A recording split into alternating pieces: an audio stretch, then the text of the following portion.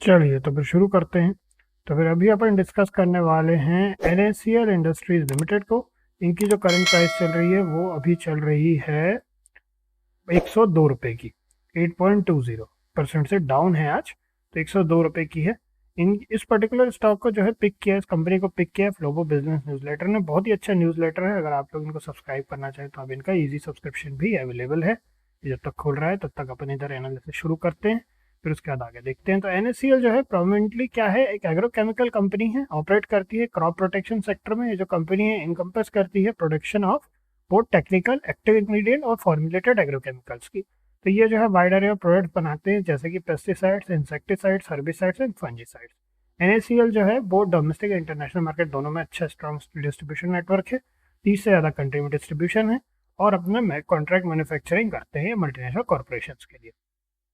अब अगर diversified product portfolio की इनकी बात करें तो इनकी स्ट्रेंथ क्या क्या है। तो डाइवर्सिफाइड प्रोडक्ट पोर्टफोलियो है, इसमें लोग कॉम्प्रिहेंसिव रेंज ऑफ प्रोडक्ट जो है वो बनाते हैं, जिसमें क्रॉप प्रोटेक्शन सॉल्यूशन हो गया वेरियस एग्रीकल्चर नीड के लिए, और डाइवर्सिफिकेशन रिड्यूस रिलायंस। जो इसमें एक चीज़ और होती है जो डाइवर्सिफाइड होती है, जो भी इनकी प्रोडक्ट पोर्टफोलियो, उससे क्या होता है, एक पर्टिकुलर प्रोडक्ट या मार्केट सेगमेंट में इनकी जो है डिपेंडेंसी कम हो जाती है।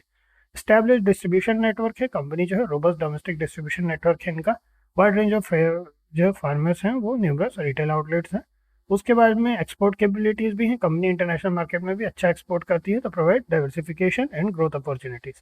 मैन्युफैक्चरिंग कैपेबिलिटीज हैं, ability to produce both technical and formulated agrochemical, greater control and और प्रोडक्शन प्रोसेस। उसके बाद फिर कॉन्ट्रैक्ट मैन्युफैक्चरर, जैसा कि बताया, तो कई MNCs के लिए।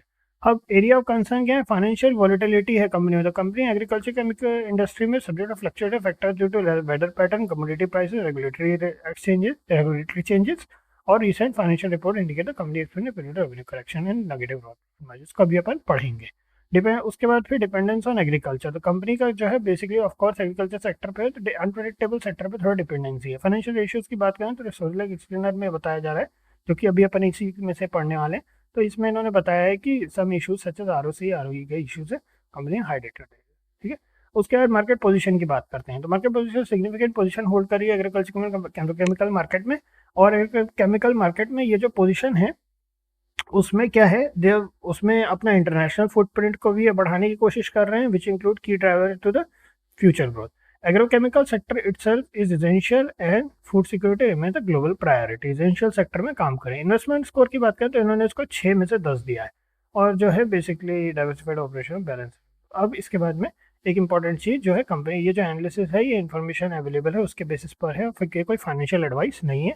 ये इन्होंने क्लियर बताया, इन्वेस्टर को अपनी खुद की रिसर्च भी करनी है किसी भी तरह की इन्वेस्टमेंट करने के पहले, और उसके बाद में अप टू डेट रहना है उस इन्फॉर्मेशन के साथ। ठीक है, ये होगी एक बात।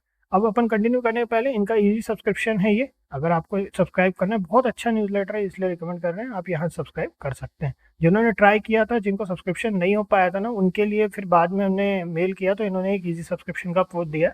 अब इससे आप करेंगे तो ये ऑटोमेटिकली सारी चीज़ें हो जाएंगी। जैसे आप यहाँ से प्रोसेस करेंगे, खुद आपको एक एक्टिव अकाउंट आपके मेल आ जाएगा, उसमें आपको एक्टिव अकाउंट वगैरह की सारी इन्फॉर्मेशन खुद ही मिल जाया करेगी। ठीक है, चलिए।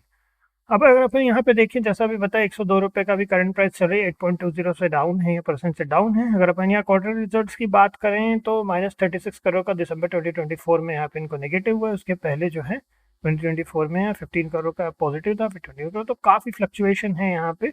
इनफैक्ट जो लास्ट नेगेटिव जो इनका, जो एक्चुअली में इनका ओवरऑल जो पहली बार नेगेटिव जो जिस क्वार्टर में देखने मिला वो था जून 2023 में।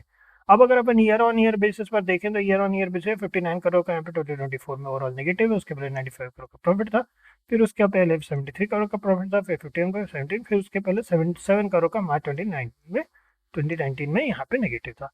जिन दिनों में या जिन ईयर्स में इन्होंने प्रॉफिट किया, ऑफकोर्स में डिविडेंड अच्छा खासा पे आउट किया, 15%, 15%, 12%, 15%, तो ये अच्छी बात है।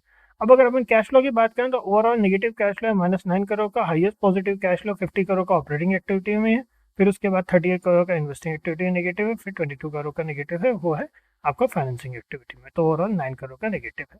अब अगर अपन शेयर होल्डिंग पैटर्न की बात करें तो 63.65% की प्रोमोटर होल्डिंग है, 0.17% की होल्डिंग जो है FIIs की है, DIS की कोई होल्डिंग नहीं है, और पब्लिक की 36.19% की होल्डिंग है। एक इंटरेस्टिंग चीज जो है ये है कि यहाँ पे अपना प्रोमोटर होल्डिंग कम कर रहे हैं मार्च 2022 के बाद, 64%, 63.83%, 63.72%, 63.65%। इस चीज़ का अपने को ध्यान रखना है। और इनफैक्ट एक और चीज़, अगर अपन यहाँ पे देखें तो 63.88, फिर उसके 63.30% था, थोड़ा सा बढ़ाया। उसके पहले एक समय था जब यहाँ 2019 में अगर अपन बात करें, 2017 से 2019 तक तो 74% के आसपास चल रहा था। तो प्रमोटर लगातार अपनी ईयर ऑन ईयर अपनी होल्डिंग गिरा रहे हैं। Now that's not a good sign, at least in my opinion. तो अपने को और थोड़ा आगे देखते हैं अपन। तो चलिए अब अपन आ जाते हैं इनके चार्ट पे।